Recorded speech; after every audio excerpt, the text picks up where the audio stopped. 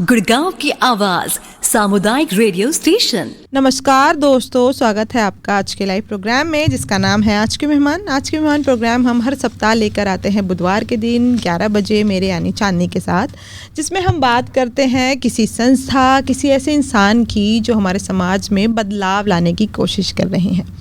वो बदलाव किसी भी तरह का हो सकता है। बदलाव हो सकता है शिक्षा में, स्वास्थ्य में, आपकी गलियों में, पढ़ाई में, जॉब में। इन सभी को मद्देनज़र रखते हुए हम कोशिश करते हैं अलग अलग संस्थाएं को बुलाएं और उनसे जो भी लोग जुड़े हुए हैं उनसे सीधी बात करवाई जाए आपसे, ताकि जो हमारे श्रोता हैं उनको भी जानकारी हो कि सरकार के अलावा और भी प्राइवेट कंपनीज़ या स्कूल्स के अलावा कौन कौन सी ऐसी संस्थाएं हैं जो समाज में काम कर रही है। ऐसी ही आज हम बात कर रहे हैं पहला अक्षर संस्था के बारे में, जिसके जो संस्थापक हैं विकास जी, वो हमारे साथ हैं। स्वागत है विकास जी।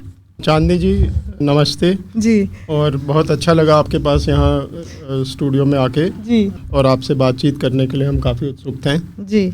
तो दोस्तों, आपने अभी बात सुनी है विकास जी की। ये फाउंडर हैं यानी कि संस्थापक हैं पहला अक्षर के। पहला अक्षर क्या है, कब शुरू हुआ, इसकी अभी जानकारी हम आपको देंगे। उससे पहले मैं बता दूं ये प्रोग्राम लाइव हो रहा है, यानी कि 17 सितंबर 2025 के दिन। समय हो गया है 11:02। हम कोशिश करेंगे प्रोग्राम आधे घंटे में पूरा कर दें, पर उससे ज़्यादा कोशिश रहेगी कि पूरी जानकारी जो पहला अक्षर के बारे में है वो आपको दी जाए। और इसीलिए आप कॉल कर सकते हैं इस लाइव प्रोग्राम में। कॉल करने के लिए मैं नंबर बता देती हूँ, फिर हम अपना प्रोग्राम शुरू करते हैं। कॉल करने के लिए नंबर होगा 8800475080, यानी कि 8800475080, और दूसरा नंबर है 9873551078, यानी कि 9873551078।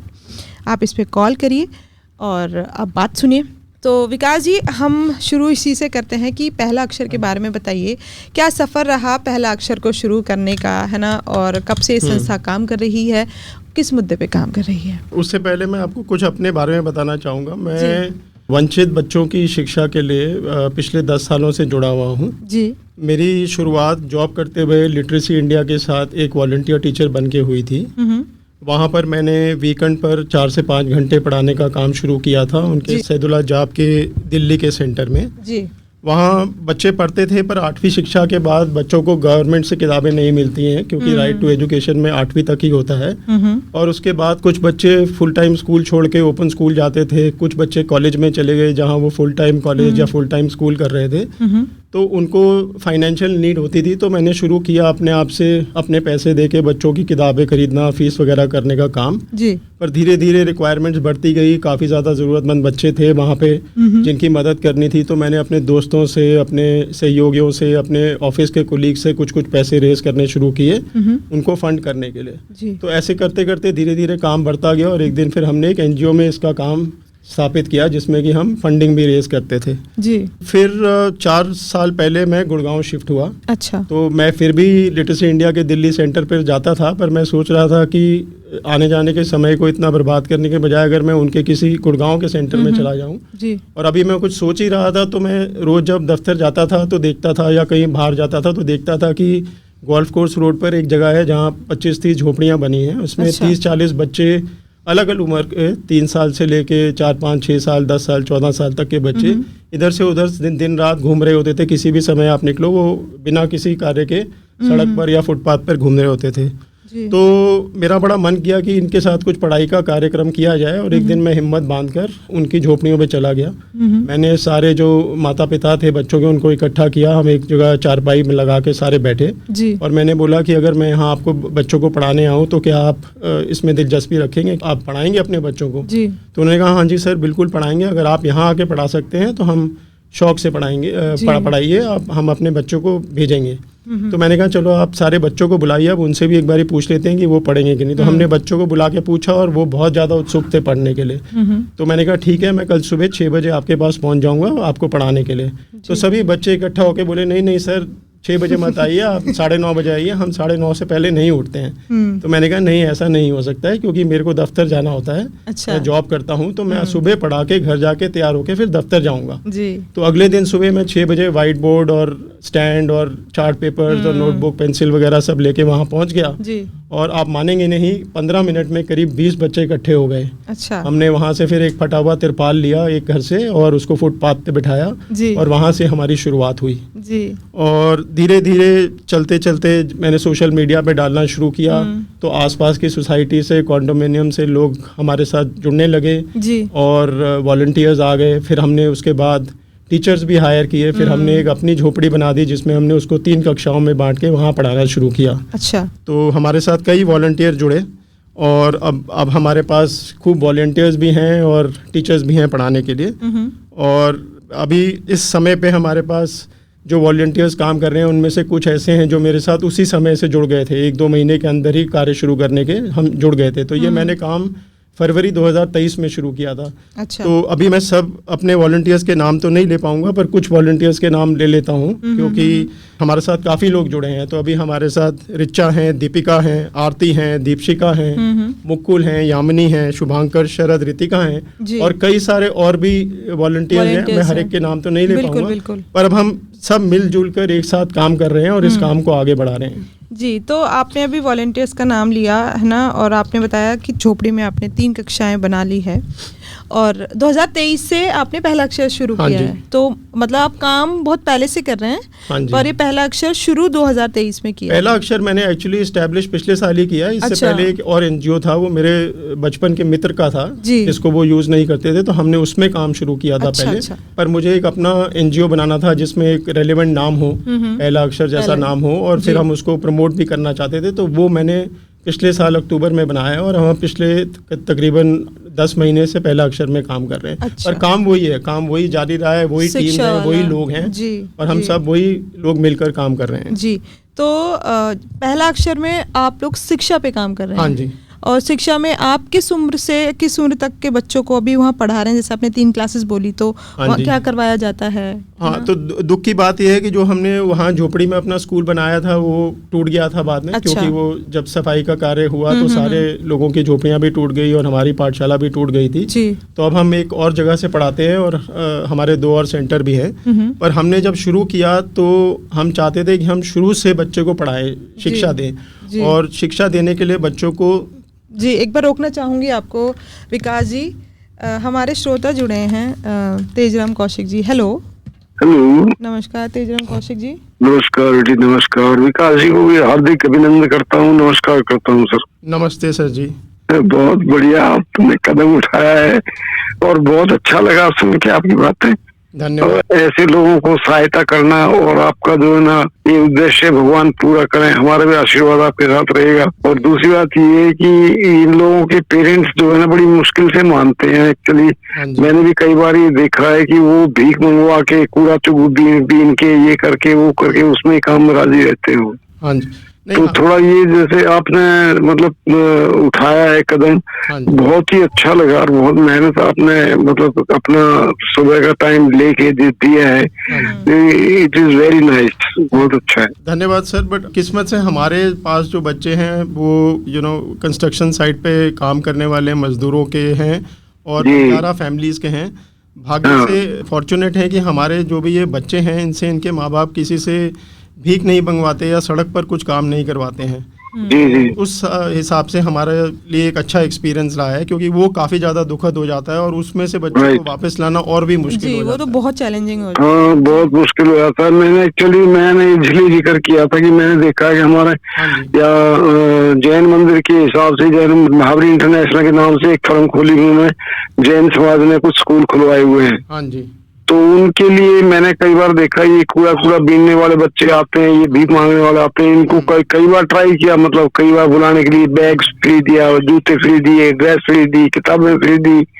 लेकिन क्या है कि वे उनके पेरेंट्स जो है ना उन्होंने इंटरेस्ट लिया ही नहीं अच्छी तरह ढंग से। लेकिन क्या है कि जैसे आप जैसे लोग करते हैं, कोशिश करते हैं, तो मेरे ख्याल से इनको बहुत यूजफुल रहेगा, प्रोग्राम अच्छा रहेगा, कुछ ना कुछ मतलब जागरूकता मिलेगी और बढ़िया रहेगा सर। मेरा भी आशीर्वाद आपके साथ है, मैं मिलता रहूँ आपसे। धन्यवाद सर, आपका बहुत बहुत शुक्रिया। नमस्कार। नमस्कार। तो दोस्तों, आप सुन रहे हैं प्रोग्राम आज के मेहमान, जिसमें हम बात कर रहे हैं पहला अक्षर संस्था के बारे में। और इस संस्था के बारे में बात करने के लिए उनके फाउंडर यानी संस्थापक हैं हमारे साथ विकास जी। और विकास जी से हम जानकारी ले रहे हैं कि गुड़गांव में उनके कितने सेंटर्स हैं, है ना। आपने बोला कि आपके सेंटर जो पहले आपने बनाई था वो टूट गया था, और आप कुछ सेंटर्स के नाम ले रहे हैं। तो सबसे पहले यही कि पहला अक्षर गुड़गांव में कहाँ चल रहा है। और उससे पहले सर हमारे साथ लक्ष्मण जी जुड़ गए हैं। हेलो। नमस्कार लक्ष्मण जी, बताइए। नमस्कार मैडम जी। हाँ जी। और सर को भी नमस्कार। नमस्ते सर जी। नमस्ते, कैसे हैं आप? जी ठीक है सर जी, बहुत बढ़िया है जी। जी हाँ, ये बच्चों की पढ़ाई की लिवारी चल रहे हैं, बहुत अच्छे। ये सुन रहा हूँ प्रोग्राम, बहुत अच्छा लग रहा है सर जी। जी जी जी धन्यवाद जी। जी, बहुत बहुत शुक्रिया। सुनते रहिए, आप पूरी जानकारी देंगे हम पहला अक्षर के बारे में। ठीक है जी, धन्यवाद। तो हमारे श्रोता अक्सर विकास जी हमें बताते हैं कि वो हमें सुन रहे हैं, है ना। हाँ जी। क्योंकि उन्हें पता है कि हम कोशिश करेंगे उन्हें ज़्यादा से ज़्यादा जानकारी देने के लिए। तो आप ये बताइए कि पहला अक्षर के जो सेंटर्स के बारे में आप बता रहे हैं, वो गुड़गांव में कहाँ है, और क्या पहला अक्षर अभी सिर्फ गुड़गांव में काम कर रहे हैं या किसी और राज्य में भी काम कर रहे हैं? तो हमारी शुरुआत, जैसे कि मैंने बताया, सेक्टर 43 से हुई थी। तो हमने जो पाठशाला बनाई थी वो टूट गई। तो बाद में ये जो बंजारा फैमिलीज की झोपड़ियाँ थी और आसपास के कंस्ट्रक्शन वर्कर थे, वो वहीं अंदर की तरफ रह रहे थे जी। तो हमने फिर वहाँ के पार्क में बच्चों को पढ़ाना शुरू किया।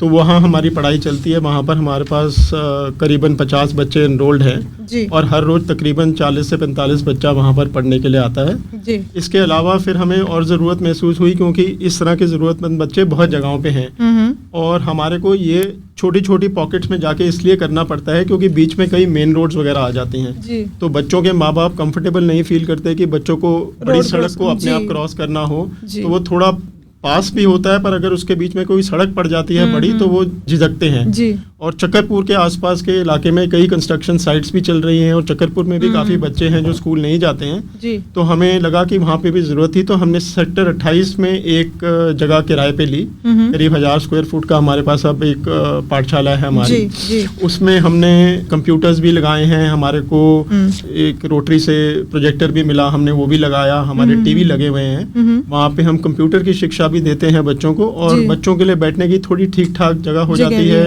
उनके लिए टेबल वगैरह लगाते हैं हम, जो जमीन पे रखते हैं टेबल को, छोटी टेबल, वो जमीन पे बैठ टेबल पे रख के पढ़ते हैं। तो वो फैसिलिटीज वगैरह हम अच्छी दे पा रहे हैं। वहाँ पे भी हमारे पास करीब 60 बच्चे अब एनरोल्ड हैं। तो वो सेक्टर 28 में है, और सेक्टर 27 उसके एकदम बाजू में है, पर उसके बीच में एक बड़ी सड़क है। तो हमने कोशिश करी कि सेक्टर 27 के बच्चे भी 28 में आ जाए, पर वो हम उनको 4-5 बारी जाके कंस्ट्रक्शन साइट से लेके आए, पर वो 2-3 दिन आने के बाद छोड़ देते थे जी। तो फिर हमने तय किया कि हम सेक्टर 27 में भी क्यों ना एक और सेंटर चालू करें। अच्छा। तो वहाँ पर भी हमने पार्क में से सेंटर चालू किया है जी। आपको रोकना चाहूंगी, राजकुमार जी जुड़ गए हैं। हेलो। नमस्कार चांदनी जी। नमस्कार राजकुमार जी। जी, आज के मेहमान प्रोग्राम में विकास जी को भी नमस्कार सर। नमस्ते राजकुमार जी, आप कैसे हैं? बिल्कुल बहुत अच्छे हैं सर, आपका प्रोग्राम सुन के तो बहुत ही और अच्छे हो गए सर जी। धन्यवाद सर। आप बहुत अच्छा काम कर रहे हो सर, जो गरीब बच्चों को आप शिक्षा दे रहे हो। हाँ जी। और जैसे कि माँ बाप एक छोटे बच्चों को उनसे पालन पोषण करता है, उसको शिक्षा देता है जी। हाँ जी।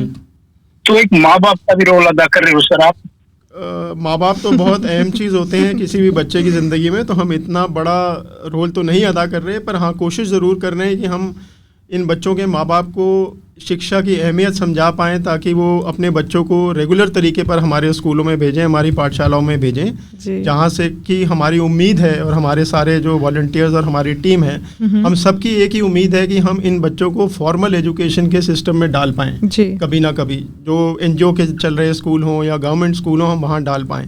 तो अभी तक उस पार्ट पर हम बहुत सक्सेसफुल नहीं हुए हैं। हमारे पास करीब 150 बच्चा रहा है, और उनमें से अभी 8 या 10 बच्चे ही हैं हमारे जो हम अलग अलग स्कूलों में डाल पाए हैं। तो वो एक हमारा एक प्रयास रहेगा कि हम इनको मेन स्ट्रीम करें और बच्चा अपनी पूरी शिक्षा पूरी करे, उसके बाद स्कूल के बाद कॉलेज भी करे। तो एक लंबा सफ़र है, इसकी शुरुआत मैं कहूँगा हमने करी है, और आप लोगों के आशीर्वाद के साथ मैं समझता हूँ कि हम जरूर कुछ तो हासिल कर पाएंगे जी। जी, और जैसे सर आपने कुछ वॉलंटियर का जिक्र किया जी। हाँ जी। उसमें बहुत सारी हमारी बेटियां हैं जो आपकी सहायता कर रही हैं जो पढ़ाने के लिए। बिल्कुल बिल्कुल, और मुझसे ज़्यादा कर रहे हैं, कई उनमें से हैं जो मेरे से ज़्यादा करते हैं। तो मैं पीछे हट जाता हूँ, और अगर मैं नहीं भी होता तो वो सारी जो मैंने टीम के लोगों के नाम लिए और कईयों के नाम नहीं लिए, वो मेरे ना होते हुए भी स्कूल को मेरे होते हुए से बेहतर चला लेते हैं। जी जी सर, इसका टाइमिंग क्या होगा इस आपके जो स्कूल चलाते हो? सर हम 7:30 बजे से सुबह शुरू करते हैं, और हमारे स्कूल 2 बजे तक चलते हैं। तो जो पार्क वाले स्कूल हैं उसमें क्योंकि गर्मी वगैरह और मुश्किल बहुत रहती है, तो हम 3 घंटे से ज़्यादा का नहीं कर पाते। तो हमारे स्कूल 7:30 से 10:30 चलते हैं, और 11 से 1 बजे तक चलता है।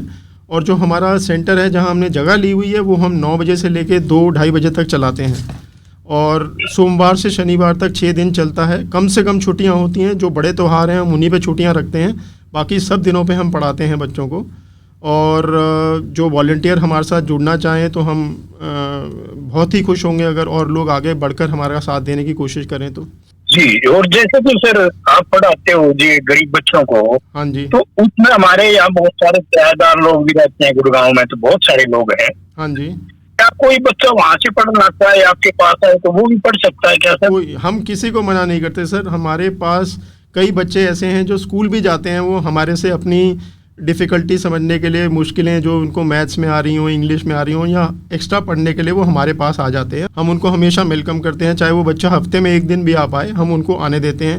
वो आके कंप्यूटर्स कर लेते हैं, वो हमारे साथ कोई अच्छी बच्चों की पिक्चर देख लेते हैं, क्योंकि पढ़ाई के अलावा हम जो कर रहे हैं वो बच्चों में प्यार बांट रहे हैं, उनमें एक ऐसे भावना डाल रहे हैं कि उनको भी लोग चाहते हैं, उनको भी लोग प्यार करते हैं, उनका आत्मविश्वास और आत्मसम्मान बढ़ाने की कोशिश करते हैं, उनके अंदर अच्छे संस्कार डालने की कोशिश करते हैं। तो चाहे बच्चा 1 दिन भी आएगा, अगर वो हमारे साथ रहेगा तो हम अपनी पूरी कोशिश करेंगे कि हम बच्चे को आगे बढ़ा पाएँ। तो सिर्फ शिक्षा ही नहीं है उसमें, उस शिक्षा के माध्यम से उन बच्चों के साथ हम बहुत और चीज़ें भी करते हैं, हम क्राफ्ट वगैरह भी करते हैं। तो हम किसी भी बच्चे को नहीं मना करते। आपका सवाल का अगर छोटा सा जवाब देना हो तो। हाँ जी।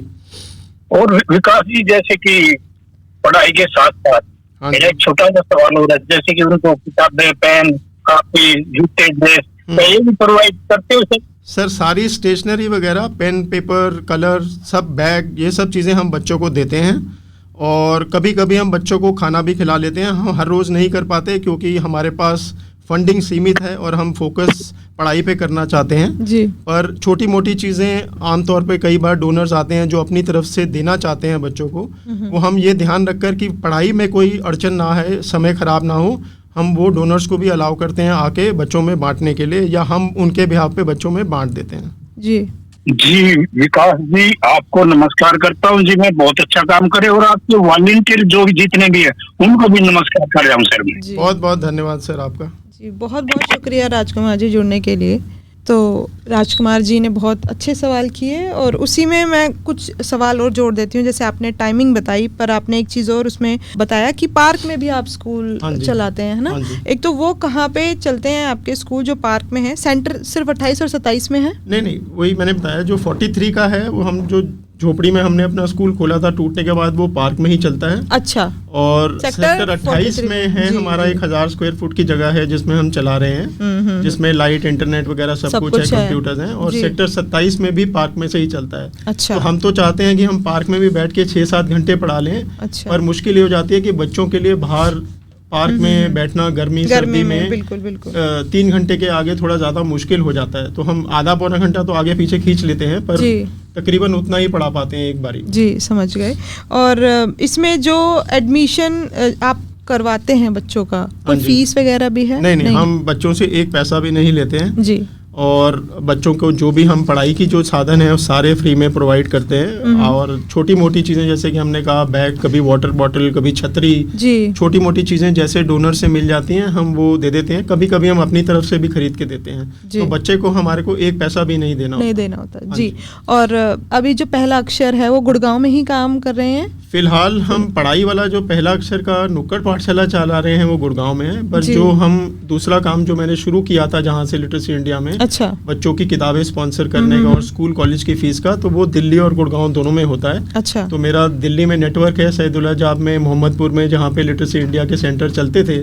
तो वहाँ के टीचरों के थ्रू अभी भी हमें ज़रूरतमंद बच्चों की नीड्स की रिक्वायरमेंट आती है, और हम स्पेसिफिकली अपने डोनर से उनके किताबों और फीस के लिए ही पैसे रेज करते हैं, ताकि लोगों को पता रहे कि उनका पैसा किधर लग रहा है, जा रहा है। जी। हाँ जी। यानी कि पहला अक्षर में एजुकेशन के अलावा भी और प्रोजेक्ट चल रहे हैं, है ना? हम ये किताबों का और स्कूल कॉलेज फीस का करते हैं। इसके अलावा हम बच्चों की ओवरऑल डेवलपमेंट में काम करते हैं। तो जैसा कि मैंने बताया कि हमारा क्राफ्ट आर्ट काफ़ी इम्पोर्टेंट चीज़ है जी। इसमें हमारी आरती जो वॉलंटियर हैं वो पेंटिंग वगैरह कराती है। बाहर से भी और आर्टिस्ट वगैरह और लोग आते हैं, क्ले मॉडलिंग कराते हैं, हमारे वॉलंटियर स्पोर्ट्स की एक्टिविटी भी कराते हैं जी। इसके अलावा एक अहम चीज़ जो हम कर रहे हैं वो है हमारा इन्वायरमेंटल एजुकेशन बच्चों के लिए जी। तो हम एक बहुत अच्छी संस्था है गुड़गांव में, IM गुड़गांव करके, हाँ जी। इनको आप जानते होंगे, उनके हम सभी वॉलंटियर्स वगैरह से जुड़े हैं। जी, जी, तो जी। उनके प्लांटेशन के और एक्सप्लोरेशन वॉक के ड्राइव्स होते हैं जी, हाँ। तो वो सभी स्कूलों के बच्चों को बुलाते हैं। तो हम पिछले 2.5 सालों से उनके साथ हमेशा अपने बच्चों को वहाँ ले जाकर उनको प्लांटेशन वगैरह कराते हैं। फिर वहाँ के IM गुड़गांव के जो वॉलंटियर्स हैं वो उनको पेड़ पौधों और बाकी चीज़ों के बारे में, जानवरों के बारे में जानकारी देते हैं ताकि बच्चों की दिलचस्पी बने। तो हमारा ये परिश्रम रहता है कि बच्चे की एक ओवरऑल डेवलपमेंट हो, सिर्फ पढ़ाई पे ही फोकस ना हो, और खेल कूद के माध्यम से, ये स्टोरी टेलिंग से IM गुड़गांव के लोगों के थ्रू बच्चों का इंटरेस्ट और बन जाता है और वो फिर हमारे साथ जुड़े रहते हैं, क्योंकि हमेशा उनको कोई ना कोई एक वो रहता है कि भाई हमें कहीं लेके जाएंगे या हमें कुछ सिखाएंगे या दिखाएंगे या बताएंगे उस हिसाब से। यानी कि पहला अक्षर जो संस्था है वो और संस्थाओं के साथ मिलकर भी काम कर रहे हैं। हम काफ़ी सारी संस्थाओं के साथ मिलकर काम कर रहे हैं। हम IM गुड़गांव तो एक अहम संस्था है जिसके साथ हम एनवायरमेंटल एजुकेशन पे काम करते हैं और वो हमें काफ़ी सपोर्ट करते हैं। इसके अलावा हैप्पी स्कूल है, संकल्प है, सक्षम स्कूल है, नई दिशाएं स्कूल है, विद्या स्कूल है, मानस शिक्षा स्कूल है, जिनके फाउंडर मेरे पड़ोसी भी हैं, हमारी बिल्डिंग में ही रहते हैं। इनके साथ मिलजुल के काम करने की कोशिश करते हैं, एक दूसरे की मदद करते हैं। जैसे कि हमारे बच्चे हमने इनके स्कूलों में एडमिट भी कराए हैं। अच्छा। अब इन स्कूलों में कई बार हमारे को कोई फर्नीचर मिलता है जो हमें नहीं चाहिए, क्योंकि हम पार्क में पढ़ाते हैं तो हम इनके यहाँ करा देते हैं। कोई और चीज़ पे काम होता है जो हम नहीं करते तो वहाँ करा देते हैं। अच्छा। अभी हम CSR के लिए एलिजिबल नहीं है, तो अगर मेरे को कोई CSR के लिए अप्रोच करता है तो मैं किसी NGO के पास, अपने इन NGOs में उनके पास भेज देता हूँ। बिल्कुल। और एक अहम जो मैं समझता हूँ ज़रूरत है कंस्ट्रक्शन वर्कर्स के साथ, वो ये है कि जब हम उनसे मिलते हैं तो कहते हैं जी सर हम तो यहाँ 5-6 महीने ही हैं, जब काम खत्म हो जाएगा हम कहीं और चले जाएंगे, तो बच्चे को कैसे पढ़ाएं। तो हम एक तो उनको ये बोलते ही हैं कि आप कम से कम 4-5 महीने तो पढ़ाओ। पर मैं आपको जान के खुशी होगी कि हम तो एक नई संस्था है जिन्होंने 2.5 साल पहले काम शुरू किया है। गुड़गांव में कम से कम 50-60 और संस्थाएं होंगी जो पिछले 10, 15, 20 सालों से यही काम कर रहे हैं और उनके कई सारे ऐसे केंद्र चल रहे हैं। तो अब मैं कोशिश कर रहा हूँ कि उन सब लोगों के साथ मिलकर एक डेटाबेस हम बना लें कि कौन सी संस्था कौन सी लोकेशन पर काम कर रही है। जैसे कि हमारा कंस्ट्रक्शन वर्कर 43 में 28 में है और वो 56 में जा रहा है या 88 में जा रहा है या 65 में जा रहा है, तो कौन सी संस्था की पाठशाला वहाँ चल रही है या जिस भी नाम से उसको बुलाते हैं, जहाँ हम इस बच्चे को वहाँ डाल सकते हैं ताकि कंटिन्यूटी रहे। बिल्कुल। तो उसके हिसाब से भी हम और संस्थाओं के साथ काफ़ी मिलजुल के काम करने की कोशिश कर रहे हैं। तो ये तो मैं कहूँगी ये बहुत अच्छी सोच है, क्योंकि मैंने भी कई संस्थाओं में जैसे हम मिलते रहते हैं तो उसमें किसी CEO ने यही बात रखी थी कि एक ऐसा डेटाबेस होना चाहिए, और मैं भी यही मानती हूँ कि जब NGO एक ही मुद्दे पे काम कर रही है तो उनको मिल के काम करने में शायद बहुत फ़ायदा होगा। तो ये तो मैं कहूँगी विकास जी बहुत बहुत बहुत अच्छी सोच है ना। इसमें जितना हमसे हो पाएगा हम आपकी मदद करेंगे, क्योंकि आज के मेहमान में ना काफ़ी NGOs आए हैं, तो हम कोशिश करते हैं कि कैसे इस चीज़ को आगे बढ़ाया जाए। और साथ ही आप पहले, अब ये जो नाम है बहुत प्यारा नाम है, पहला अक्षर है ना, ये नाम आपने क्या सोच के रखा संस्था का? सो चांदनी जी, जैसे कि मैंने आपको बताया हमारा उद्देश्य बच्चे को शुरुआत से पढ़ाने का है, और अगर बच्चे की नींव अच्छी होगी तो ही बच्चा आगे बढ़कर कुछ कर पाएगा। बिल्कुल। और कुछ भी सीखने के लिए सबसे पहले अक्षर की जरूरत है, जो कि है आ। तो आप देखेंगे हमारे पहला अक्षर में अ हिंदी में लिखते हैं हम। जी। और अगर हम बच्चे की नींव अच्छी डालेंगे तो वो आगे पढ़ पाएगा। और हमारा NGO का फोकस है 3 साल के बच्चे से शुरुआत करना। अच्छा। कई NGOs पहली क्लास से शुरू कराते हैं जहाँ बच्चा 6 साल का होता है, पर 3, 4, 5 साल की ऐसी उम्र है जिसमें बच्चे की सीखने की क्षमता 80% डेवलप होती है। और ये मैं नहीं कह रहा हूँ, ये रिसर्च है एजुकेशन के कई महारथियों की, जिसमें ये बताते हैं कि अगर बच्चे की नींव सही पड़ेगी 3, 4, 5 साल पर, और बच्चा कुछ सीख कर पहली क्लास में 6 साल की उम्र में जाएगा तो वो कुछ कर पाएगा। तो इस हिसाब से पहला अक्षर का जो नाम है वो हमारे उद्देश्य के साथ एकदम मैच करता था। और ये मेरे को बताने में खुशी हो रही है कि ये नाम हमने सब ने, हमारे जितने भी वॉलंटियर्स हैं, हम सब ने मिलकर चुना। हमने कई ऑप्शंस रखे और सब में से फिर सबसे वोटिंग ली और ये नाम सबके मन से निकल के आया कि हमें पहला अक्षर के नाम से शुरू करना चाहिए। जी, तो दोस्तों आप सुन रहे हैं प्रोग्राम आज के मेहमान, जिसमें हम बात कर रहे हैं पहला अक्षर संस्था के बारे में, और हमारे साथ विकास जी हैं इस संस्था के फाउंडर। और अब हमने बहुत सी जानकारी ली पहला अक्षर के बारे में। अगर आप भी कुछ पूछना चाहते हैं तो आप कॉल कर सकते हैं। प्रोग्राम लाइव हो रहा है, यानी कि 17 सितंबर 2025 बुधवार के दिन। नंबर है 8800475080 88। नंबर एक बार फिर दोहरा देती हूँ, 8800475080, और दूसरा नंबर है 9873551078, यानी कि 9873551078।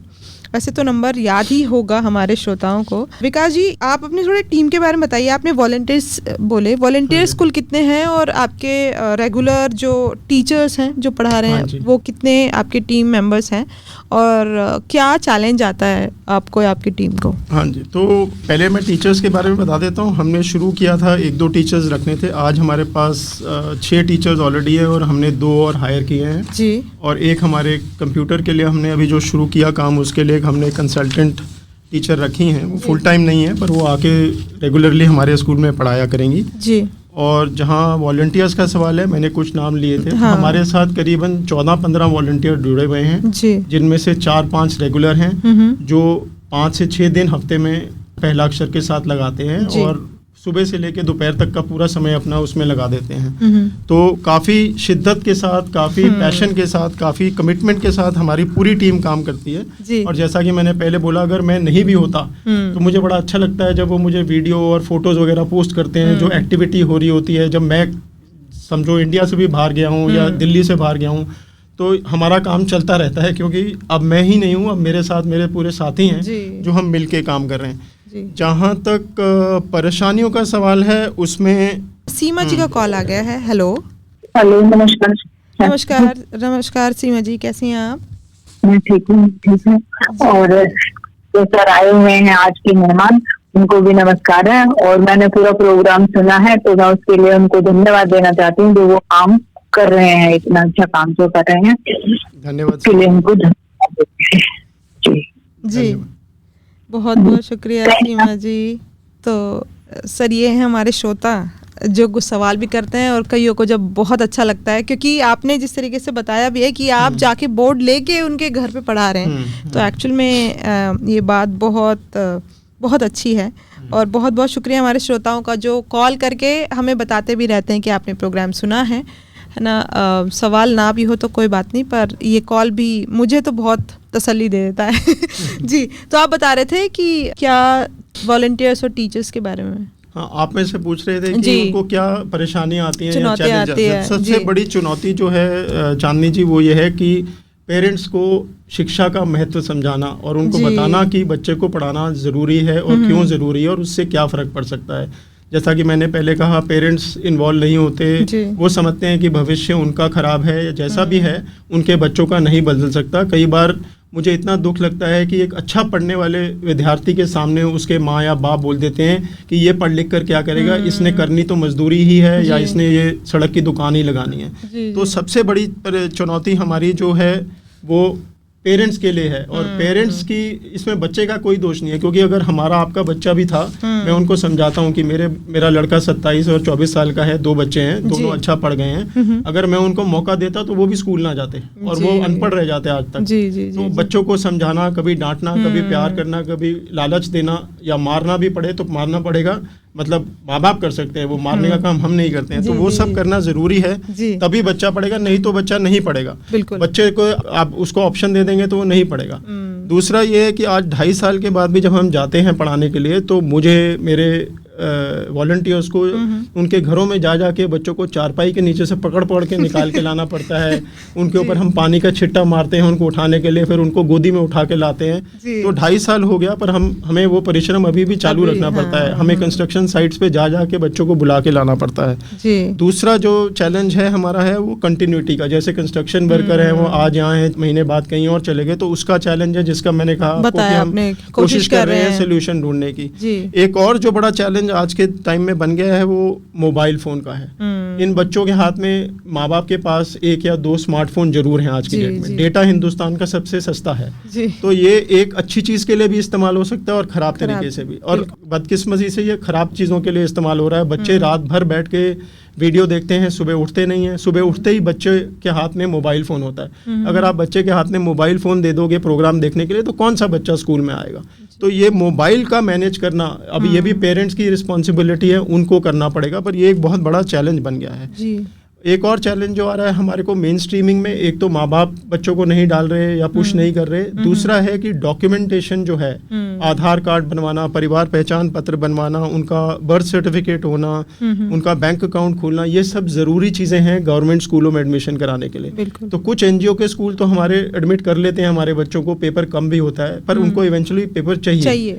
तो वो पेपर का काम जो है वो बहुत दिक्कत वाला है। उसमें हमने कई परिश्रम किए और कुछ बच्चों के बने भी आधार कार्ड वगैरह, पर उसमें इतनी मेहनत जाती है और इतना समय लगता है कि वो हो नहीं पा रहा। तो एक वो बहुत चैलेंज है हमारे लिए। अगर उस पर हमारी कोई मदद कर सके, आप आपके इस माध्यम से अगर लोगों को पता चले और कोई सरकार में हो जो जिनके पास अथॉरिटी हो, खास तौर पे जो माइग्रेंट आते हैं, बंजारा फैमिलीज के लोग, उनके पेरेंट्स के कुछ के आधार कार्ड होते हैं पर उनके बच्चों के नहीं बन पाते क्योंकि बर्थ सर्टिफिकेट नहीं है, उसके बिना शुरुआत नहीं होती। तो ये एक बड़ा चैलेंज है। और जाहिर सी बात है इसमें खर्चा होता है, तो फंडिंग एक ज़रूरी चीज़ है जिसकी वजह से लिमिटेशन है। तो हमारी टीम का सपना है कि आज हमारे पास 125 बच्चा है जो हमारे साथ पढ़ रहा है। हम इसको अगले साल इस समय तक अगर आप फिर मौका देंगे यहाँ आने का, तो हम आके बताएं कि हमारे पास 1000 बच्चे हो गए हैं और इनमें से ज़्यादा बच्चे मेन स्ट्रीम स्कूलों में जान पाएँ, वो हम कोशिश करते रहेंगे। तो वो एक हमारा सपना है। तो फंडिंग के लिए 1000 बच्चों को पहुंचने के लिए आज जो इतना भी हम खर्चा कर रहे हैं इसका करीब 10 गुना करना पड़ेगा। तो पैसे चाहिए और कोई भी डोनेशन छोटा नहीं होता। कई बार लोग समझते हैं 500-1000 रुपये देने हैं, क्या फ़र्क पड़ेगा। उस बच्चे के लिए उस 500 रुपये से बहुत फ़र्क पड़ता है। तो छोटे छोटे डोनेशन अगर हमें मिलें तो हम प्रेफर करते हैं कि एक बड़े डोनेशन से हमें कई सारे छोटे मिलते रहें, क्योंकि छोटे लगातार आते रहेंगे, बड़ा कभी आएगा कभी नहीं आएगा। तो उस पर थोड़ी दिक्कत, ऐसा नहीं है कि नहीं है, बड़ा देने वाले भी हैं हमारे पास, पर छोटे जितने आएंगे उतना हमारी मदद होगी। और आखिरी जो चैलेंज आता है वो वॉलंटियर्स का आता है। जैसे कि मैंने आपको बताया, बच्चे अलग अलग लेवल के होते हैं। तो 3 और 4 और 5 साल के बच्चे में उतना ही अंतर है जितना एक 10 और 20 साल के बच्चे में होता है। और ये फर्स्ट जनरेशन लर्नर हैं, इनके पेरेंट्स पढ़े नहीं हुए, तो इनके घर पे कोई सपोर्ट नहीं है।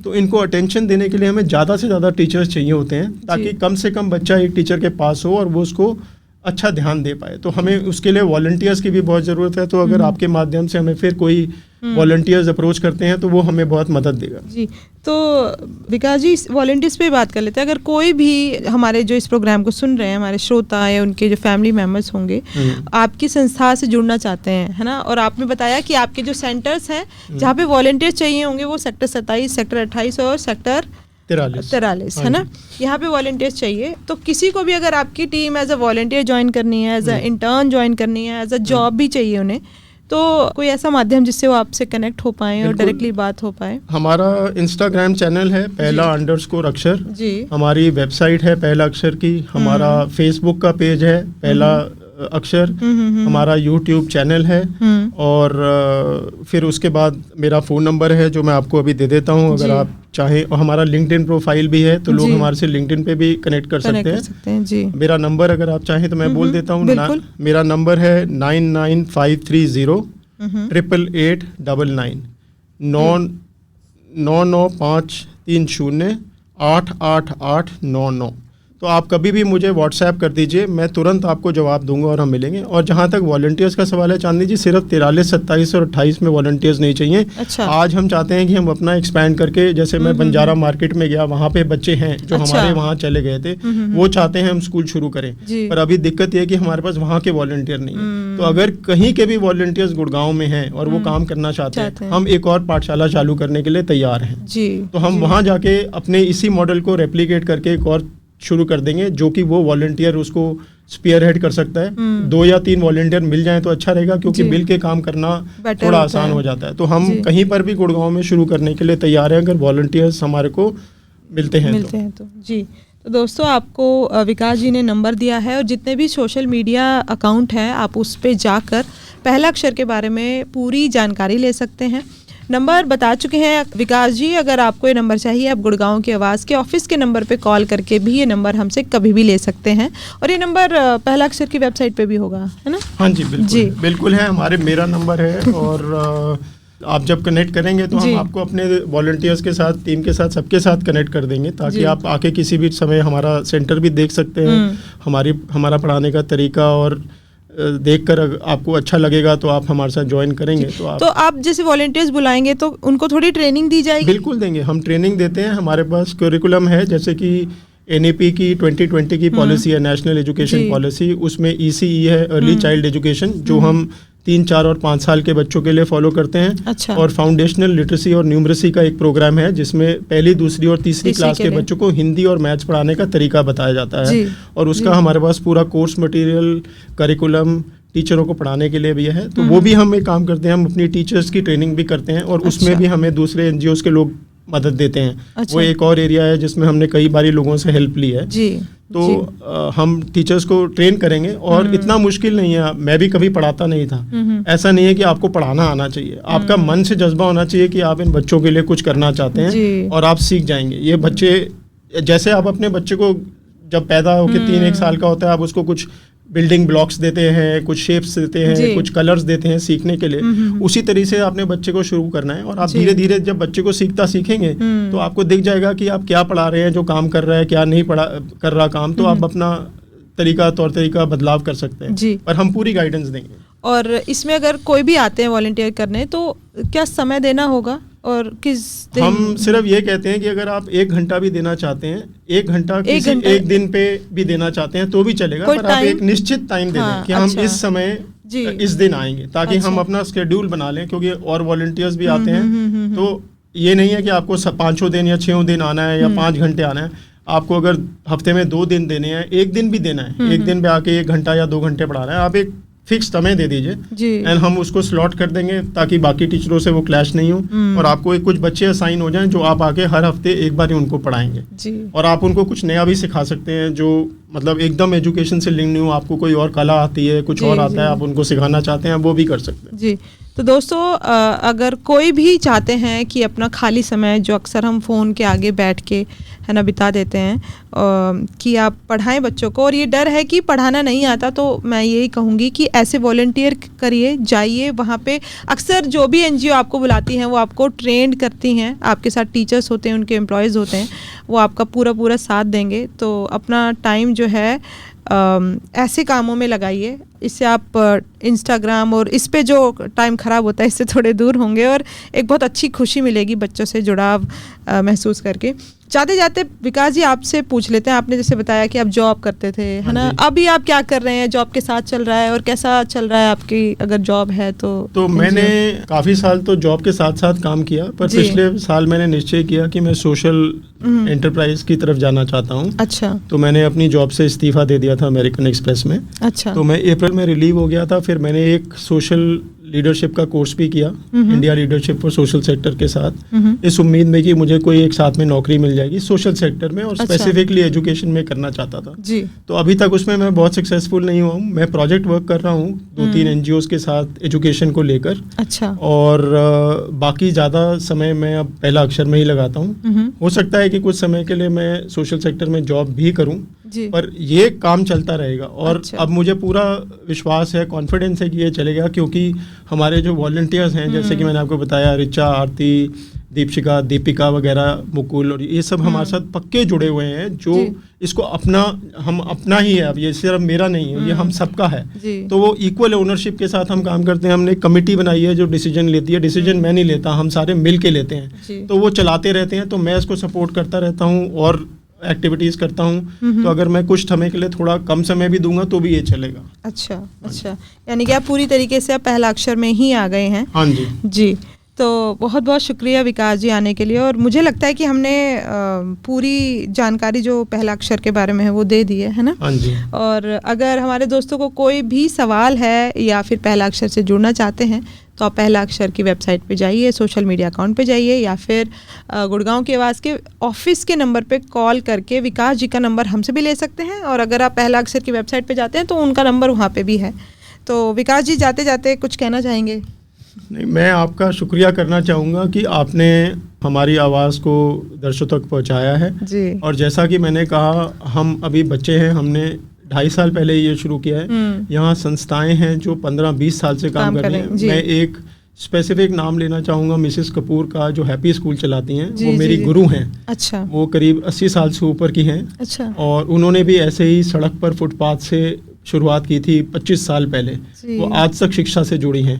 तो मैं उनका चरण स्पर्श करता हूँ जब भी उनसे मिलने के लिए जाता हूँ। तो ऐसे कई लोग हैं, मैं ही नहीं हूँ। और आपको कहीं भी कोई और संस्था भी मिले जो ये काम कर रही है, आप उसके साथ कृपया करके जुड़ें। आप डोनेशन दें, वॉलंटियर करें, कोई भी मदद छोटी नहीं है। हम सब मिलके करेंगे तो ये बड़ा काम आसान हो जाएगा। मेरा आपसे सिर्फ आपके दर्शकों से यही निवेदन है जी। और आपका मैं बहुत शुक्रिया करना चाहूँगा। ये सिर्फ मेरी आवाज़ नहीं है या हमारी एनजीओ की आवाज़ नहीं है, ये सारे एनजीओ जो गुड़गांव में काम कर रहे हैं उनकी आवाज़ है। मैंने कुछ के नाम नहीं है, कुछ के लिए हैं, कईयों के नहीं लिए, पर कई लोग हैं। फ्री पाठशाला है, विजन अनलिमिटेड है, पंख है, ऑरेंज ब्राइट, सबको बुलाएंगे हम यहाँ पे। हाँ, तो आप सबको बुलाइए, सबको, क्योंकि हम कोई कंपटीशन नहीं, हम सब मिलकर एक ही काम करना चाहते हैं। सब आके अपने बारे में अपना नजरिया देंगे तो बदलाव आएगा। और हमारा कार्य यही है, बदलाव लाना है। और हमसे बड़ा काम कर रहे हैं कई लोग, कईयों के पास 800, 900 बच्चे हैं। बिल्कुल। तो मैं दिल से आपका शुक्रिया करता हूँ कि आप हम लोगों को ऐसा मौका देते हैं जी। और मैं देखूंगा कौन कौन और आ रहे हैं, मैं भी उनके आपके प्रोग्राम पे सुनूंगा जी जी। और थैंक यू वेरी मच जी। तो बहुत बहुत शुक्रिया विकास जी का एक बार फिर से। तो दोस्तों, आप सुन रहे थे प्रोग्राम आज के मेहमान। अब आप सुनते रहिए गुड़गांव की आवाज़ 107.8 FM, आपकी आवाज़, आपका रेडियो। नमस्कार।